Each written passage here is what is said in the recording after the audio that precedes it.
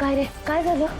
Boss टेक्नोचा phone आला होता. मग काही कळलं का त्या व्यक्तीबद्दल? कोण आहे ती व्यक्ती? काय कळलं का त्या बॉस आवाजातून? शांत हो. अजून आपल्याला काहीच कळलं नाहीये. टेक्नो म्हणत होता की तो व्हॉइस AI जनरेटेड सॉफ्टवेअर वापरून केल्या गेल्यामुळे व्हॉइस क्लिअर करणं थोडं कठीण चाललंय. आणि सध्या मार्केटमध्ये नवीन सॉफ्टवेअर आलेत ना, त्यामुळे हे सगळं. छान आहे सॉफ्टवेअर. हो मी चेक केलं. मी तुम्हाला संध्याकाळी कॉलच करणार होते. I give you call back. या. काय झालं?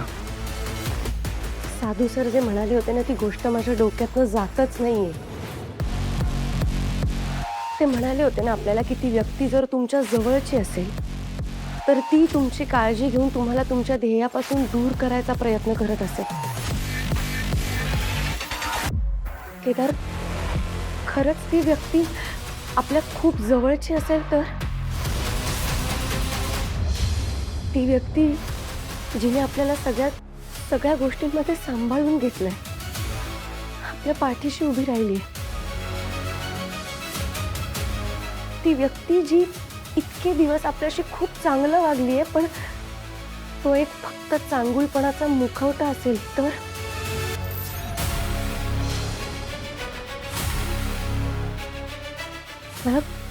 मला खूप अस्वस्थ वाटायला लागलं या सगळ्यामुळे. नाही, आपण ना केदार कोणाकडनं अपेक्षाच नाही ठेवायला पाहिजे. अपेक्षा ठेवल्या की अपेक्षा भंगाची सुरुवात होते. तुला काही कळलंय का? कोणाविषयी बोलतेस तू? मी मगाशी ते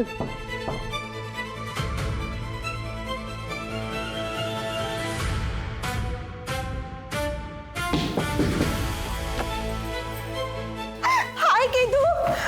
तू कुठे दिसला नाही ना म्हणून आले मी. म्हणजे तुम्ही दोघं कुठे दिसले नाही ना म्हणून आले.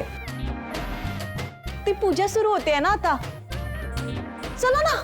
काव्य, आम्ही नवरा बायको काहीतरी महत्वाचं बोलतोय. तू 2 मिनिटं. बरोबर बोलतेय ना ती केदार. अरे बाहेर पूजा सुरू झाली असेल तर वाट बघत असते ना आपली. काका तू हो पुढे, आम्ही आलोच. या. हा पटकन या. हो. ही चल.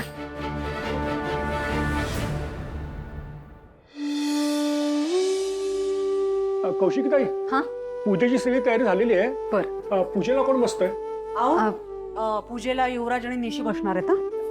बर, या रे बाबानो, या बसा. मला पूजेला नाही बसायचंय. ते एवढा वेळ बसता येत नाही. तर मुंग्या येतात पायात. कंटाळा येतो मला. नको. एवढी आपण बसूया पूजेला, नाही तर हा मान सुद्धा केदार तारणीला मिळेल. मिळू दे ना त्यांना. जे काय मिळायचं मिळू दे. मला नाही बसायचं. मला कंटाळा येतो. एवढा मी नाही पण बसलो. मला बसायचंय ना पूजेला. झालं, बस ना तू. युवराज, निशी, काय चाललंय तुमचं? या या या पुढे. हा घरचा मोठा मुलगा आहे का? कर्तृत्व आणि मी आहे, पण वयाने तो मोठा आहे. अच्छा, हे आहेत का? मग मोठा मुलगा आणि मोठा सूनबाई पूजेला बसा. तारिणी, केदार बसा, पूजेला बसा. काय आता गुरुजींनीच सांगितलंय म्हटल्यावर काय. बसा रे, बसा बसा.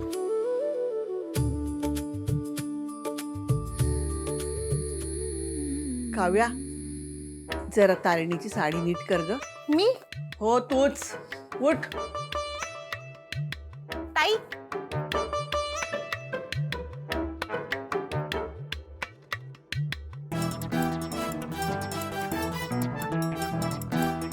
किती गुणी हो तुमची काव्या. काव्या ना फारच गुणी आहे. अगदी आईवर गेली आहे. अगं बाई, मालती ताई पण अशाच आहेत का? मालती ताई अहो हिच्यापेक्षाही गुणी आहेत. अगं बाई.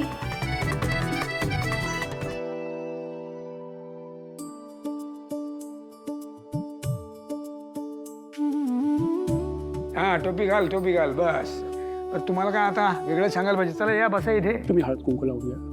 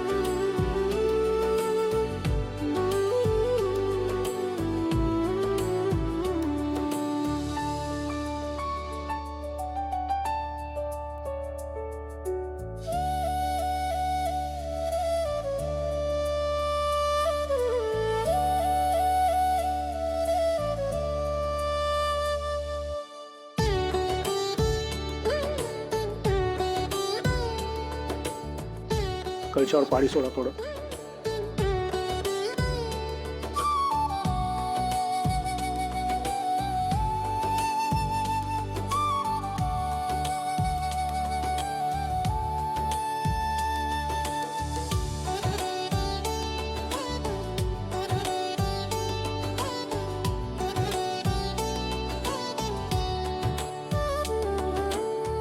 आता दोघांनी हात जोडा आणि पूजेचा संकल्प करा.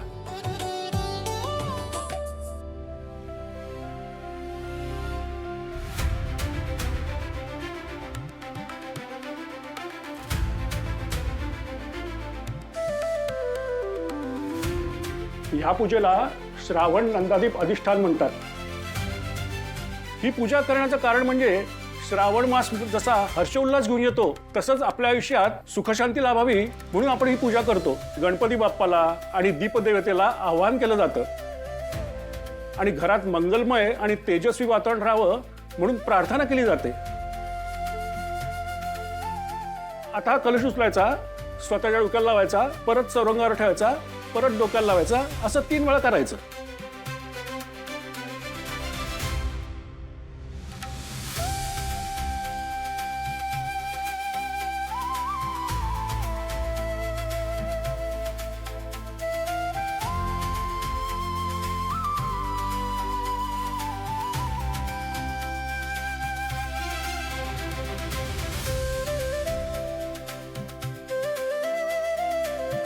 आता तुम्ही या कलशांच्या डोक्याला ठेवा आणि तुम्ही ही घंटा घेऊन घरात एक प्रदक्षिणा घाला. या घरावर कोणी वाईट नजर ठेवत असेल तर ती निघून जाईल.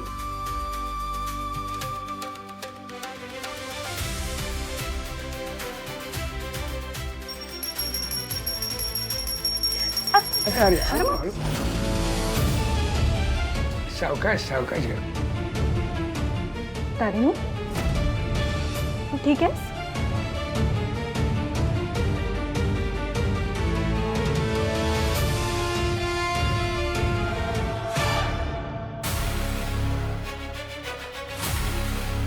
युवराज सुटला असला तरी आपली काळजी अजून संपलेली नाहीये. नाही नाही नाही, मला नाही वाटत हे प्रकरण इतक्यात संपणार आहे.